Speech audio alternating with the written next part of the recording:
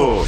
São Paulo, que por sinal São Paulo. Sabe que o Diniz cai se perder pro River? Me fala aí, Rafa. Pois é, Neto. Boa Vai tarde ser pra o você, Inter, né? Capriotti. Pode cair depois do Inter também, né? E amanhã... Mas se você pensar que no brasileiro o São Paulo tá bem, talvez isso... Dá uma aliviada. Não sei, ou as pessoas possam colocar. eu acho que pelo menos até a partida contra o River Plate na quarta-feira é o natural, até porque o São Paulo nem volta pra capital, nem volta pra São Paulo, entre um jogo e outro. Verdade. Viaja hoje pra Porto Alegre, fica por lá, joga amanhã, depois vai pra Argentina direto, sem voltar para a capital. Até por isso o Daniel Alves está viajando junto. Daniel Alves está indo junto com a equipe do São Paulo.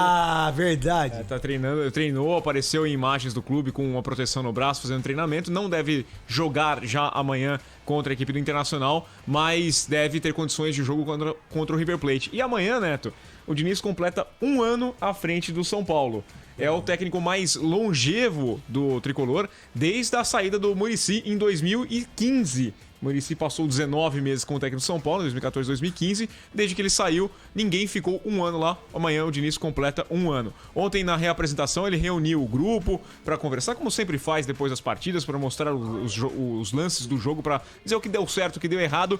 E ele cobrou muito o posicionamento, a recomposição defensiva nos lances dos gols sofridos. E fez algumas críticas com relação à atitude de alguns jogadores. A gente vai apontar aqui, lógico que a gente não ouviu essa entrevista, essa conversa, mas é bem provável que ele tenha reclamado, por exemplo, do Tietê no lance do primeiro gol, que o Tietê está andando na entrada da área do time do São Paulo. Então a equipe do São Paulo deve ter mudanças para encarar a equipe do Internacional neste sábado às 7 da noite, partida que terá transmissão da Rádio Bandeirantes. O Luciano está de volta, ele não pode jogar pela Libertadores ainda, mais uma vez, porque ele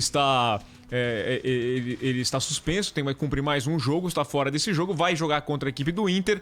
No meio de campo, o Hernanes deve ir para o banco de reservas e lá na frente o Vitor Bueno deve também perder a posição, com o Brenner ou o Paulinho Boia aparecendo como titulares neste sábado. Provável São Paulo com Thiago Volpe, Igor Vinícius ou Juan Fran. Juan Fran volta a ficar à disposição e deve até ganhar essa posição. Diego Costa, Léo e Reinaldo, Tietê, Gabriel Sara e Hernanes ou o Igor Gomes, o mais provável o Igor Gomes, Luciano, Brenner ou Paulinho Boia e o Pablo. Esse deve ser o time do São Paulo para encarar o Inter. Jogo importante porque é duelo da parte de cima da tabela, mas é claro, visando principalmente o jogo da quarta-feira contra a equipe do River Plate, que é esse jogo de vida ou morte no torneio continental. Sim. Pensando em Campeonato Brasileiro, empate não é um mau resultado, mas pensando no que está acontecendo com o Diniz, né? A pressão em relação a Libertadores, perder para o Mirassol. A parte política do São Paulo hoje ela é muito difícil de ter um entendimento, né? Eu, particularmente, adoro o Júlio Casares, acho que é um dos caras mais preparados para ser o presidente do São Paulo, num momento como esse. São Paulo precisa voltar às suas origens. Sabe quando a gente está em casa e aí você quer dar uma dura no seu filho, ou você quer mostrar para ele como é que é a vida, porque eu falo isso até porque se eu tivesse escutado meu pai mais, talvez eu tivesse sofrido menos. Não tô falando de dinheiro, não. Viu, gente? Talvez meu pai falava assim, meu irmão. Meu pai não falava assim. Meu pai ele é muito. Meu pai continua sendo duro comigo, muitas vezes, mas ele sempre falou a verdade pra mim, né? Então, se eu tivesse escutado meu pai falava, Neto, você é bom de bola, você é craque, filho. Por que você não se cuida? Para de fazer isso, para de comer coxinha, para de comer cachorro quente, para com isso, para de comer Coca-Cola, para! Mas eu falar, não fazia, entendeu? Eu acho que a gente normalmente é assim, né? A maioria dos filhos é assim. Isso, né? Aí eu falo para os meus filhos hoje. Só que eu tento fazer uma forma diferente do meu pai, né? Que se você botar assim há 40 anos atrás, é diferente. Hoje você chega pro seu filho e fala assim, filho, tenta prestar atenção na escola, na aula, para você depois não ter que estudar mais daquilo que você tem que estudar. Mas não adianta. Não adianta. É difícil. É difícil.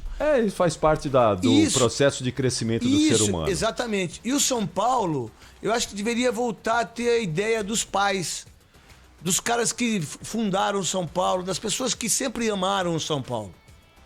O São Paulo sempre foi referência democrática nesse país. O São Paulo sempre foi referência, sabe, de fazer o certo, de não ter roubo, de não ter falta de pagamento, de não ter déficit, sabe? De ter o salário em dia. Todo mundo fala assim. Isso eu falo capriote pra vocês. Ó, sabe o que a gente falava no São Paulo? O cara que joga 5 anos no São Paulo fica rico. A gente falava isso entre nós. Na sua época de jogador, né? Quando jogando no Corinthians. É. A gente falava, nossa, se a gente jogasse no São Paulo, cara, você vê esses caras aí, pô, a gente não tem treino, a gente não tem campo, a gente tem que parujar, a gente não tem. Pô, os caras. Pô, ó o São Paulo. Ó o estádio, sabe? A gente fala, meu Deus do céu. Hoje não. Hoje o São Paulo perdeu toda essa referência.